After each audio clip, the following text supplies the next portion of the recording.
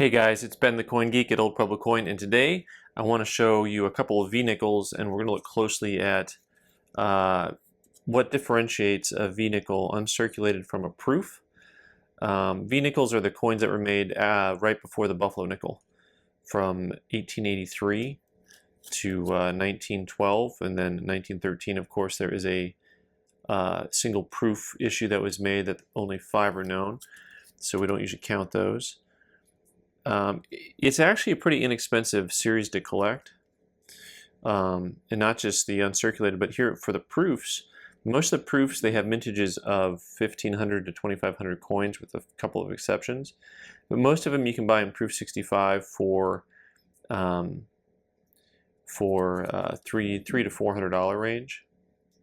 All right, so what we're going to look at here is this coin is a proof strike, and of course, first thing we're going to note is that mirror finish.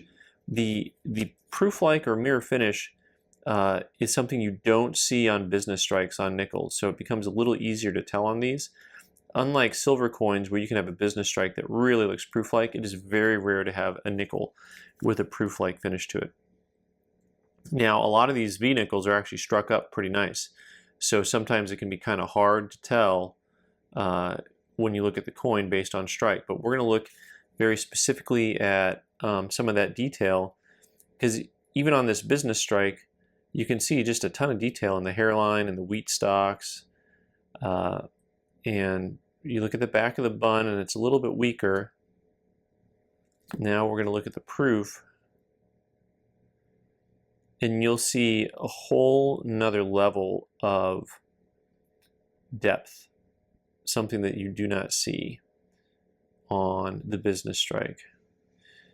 One of the other things, of course, to notice is the denticles. The denticles are these little dots off to the right side, or pardon me, I'm looking at the right side, but all around the coin there are the denticles, and they have a real sharp strike to them, even more so than usual, with a real high rim.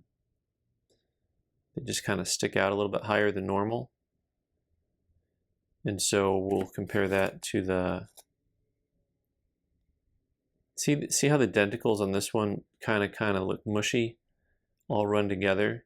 Even though the strike on this coin is really strong, those denticles are soft when compared to the denticles on the proof coin. There is a noticeable difference. And here we're going to look at the overall quality of the coin again from a distance. And so that proof-like nature is something that's usually a dead giveaway. I've seen lots of circulated V-nickels that were proofs that, you know, they were circulated coins that circulated. There you go. That for some reason went into circulation, and but they still had just a little bit of that proof-like feel to them. So this coin, I'll get certified. It's not going to come back a high grade by my estimation, just because if you look, you'll see a lot of really fine lines on the coin in the field, which I think will knock it down. From a distance, it's got a great look to it. But you see those white lines coming across the face and into the field a little bit. Those, I think, are going to knock it.